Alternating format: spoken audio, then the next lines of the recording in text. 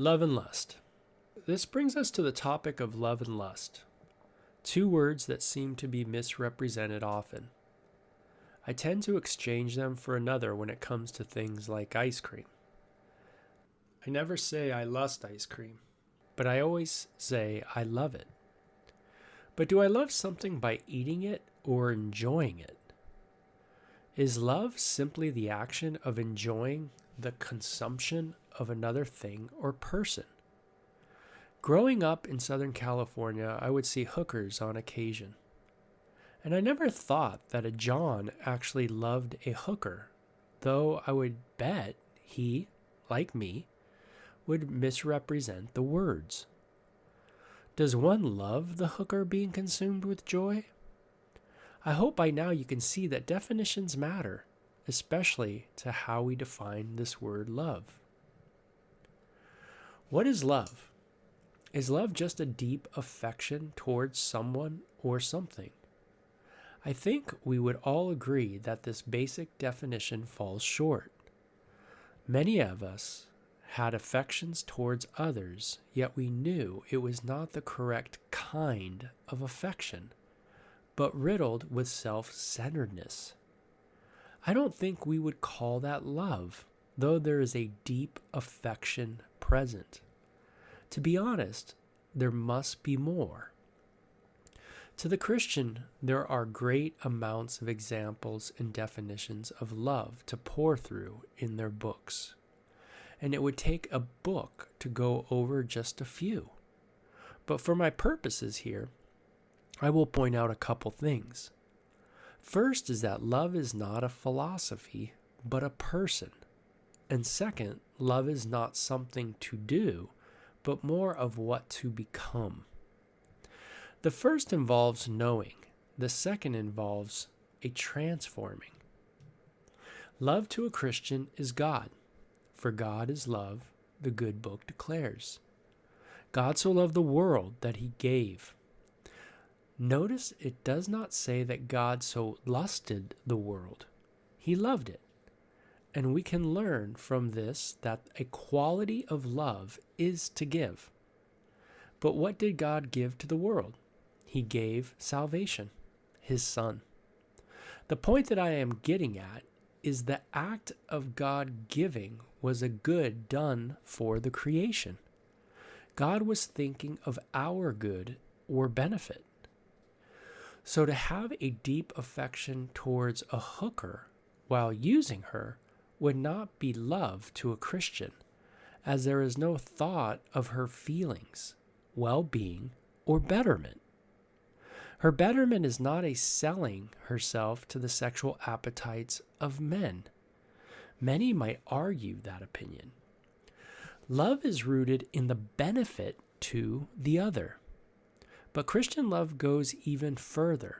Love does not do this action without feeling, but instead there is a joy to do the action. So to give for the benefit of the other is an act of inner joy, a pleasure of sorts. This character quality of love is anchored in the way God, who is love, gives. God is cheerful about the giving. Now, to understand this joy, we need to understand the concern of God. What is the deity concerned about most? One thing stands out in reading the Bible.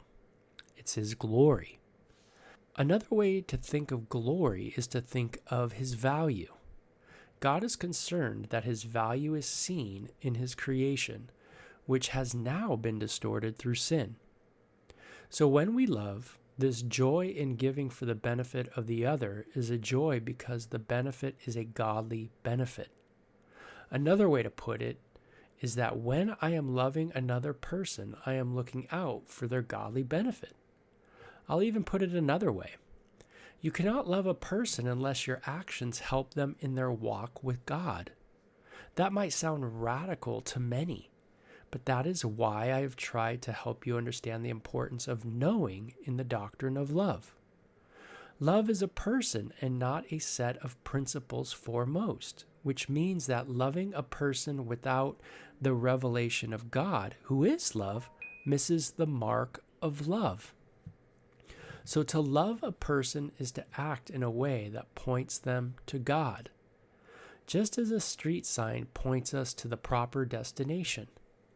Christian charity is rooted in God, His joy for the benefit of others. This is why you might not have understood your Christian friends. You were trying to figure out their philosophy, when all along what was needed was getting to know a person. The second idea I had was that Christian love is about the doing, but even more about the becoming. We are told to behold love, which means to look intently at God, who is love, specifically Jesus and His actions, and by doing so, a transformation will take place in our lives. A Christian realizes that there is no way for him to change his old ways, and this is why he is coming to God in the first place. Since he cannot change, the only hope is a miracle of sorts to gaze into the mind of God through the revelation that we have and pray we might become what we are beholding. You might think that a bit strange, but it seems common, like many things in life to me. As a kid, I learned as I watched others do what I wanted to do.